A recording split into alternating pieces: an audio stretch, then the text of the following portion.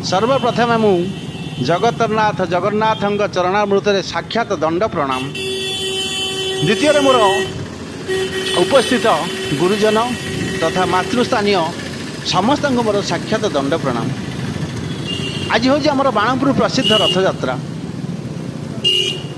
यही रथयात्रा उपलक्षे आमर एठारे पाला संकीर्तन बहुत विशिष्ट विशिष्ट गायक आसती परिवेशन करती। कि आज मोर गोटे बाहाघर प्रोग्राम थिला संध्या 7टारे मुझे एपटे जाऊली जे देखिली प्रहलाद बाबूंर कंठस्वर आउ सांगरे बलभद्र जेनांकर कंठस्वर भाया मत लगिला। मु कहली जा हो कि आज मोर गोटे सौभाग्य आज मु दुई जन को गोटे स्टेज रे देखिपारि। किंतु आसला बेले को देखिली प्रहलाद बाबू तो अच्छा किंतु बलभद्र जेना नहांती। आपण जानिथिबे आगुरु बलभद्र जेना आमर ओडिशा रे घरे घरे परिचित। तांकर एमिति गाइबा शैली कॉमेडी रे पूरा घरे घरे परिचित।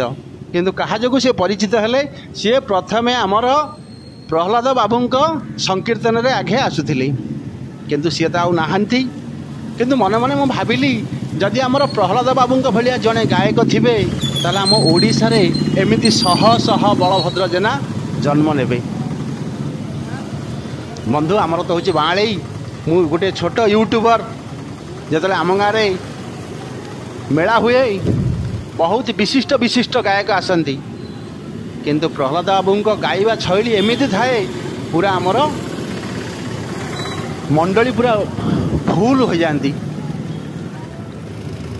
कि जहा हो कि बड़ आमर प्रहलाद बाबूंकर जो गाइबा शैली तांकर जो नाचिबा शैली तांकर जो कला से मुग्ध होई बाँळई निवासी जड़े छोट यूट्यूबर आज एक सत्य भारतीय मुद्रा प्रदान करिसेंती। मु तो बेसी किसी कहीपरिनी एतिकी जगन्नाथ पाखरे प्रार्थना करी जे आमर प्रहलाद बाबू एमिति समस्त को हसाऊ थांतु एमिति कला परिवेशन करि थांतु। रहुची नमस्कार। आपणकर ये दान को मो सादर ग्रहण करुछि।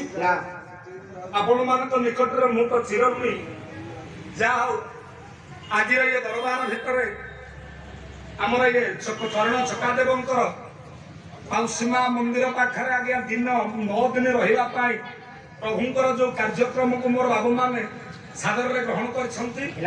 अनेक पाला संकीर्तन चली बेले ए वर्ष प्रवचन 7 दिन व्यापी अजस्र पैसा खर्च कर ये जगत मंगल करने रे कलिहत मनीष ये कलिर करा गति उद्धार होगापाई नाम हूँ आपण मानकर अमोघ अस्त्र। जा हो तुम आपण मान पाखे मो चिरऋणी मुझे देवी बाबा बाबा हूँ मो प्रभु जगतरनाथ जगन्नाथ से काईच मालिया वरज धुलिया कदम मुलिया प्रभु से विश्वचिंतामणि प्रभु जगन्नाथ महाप्रभु बलभद्र महाप्रभु महासुभद्रा दान कर बाबूंकर मंगल विधान करी हरिभक्ति कीर्तन भक्ति आज हृदय में जागरित करेंगे प्रभु चलापथ कुसुमित करी ए बाणपुर अंचल मंगल विधान करिया बेले अनुष्ठान करी गजबी करी मां माने हुलहुली बापा माने हरि बोल देबे बोल आनंद कलार हरि हरि बोलिया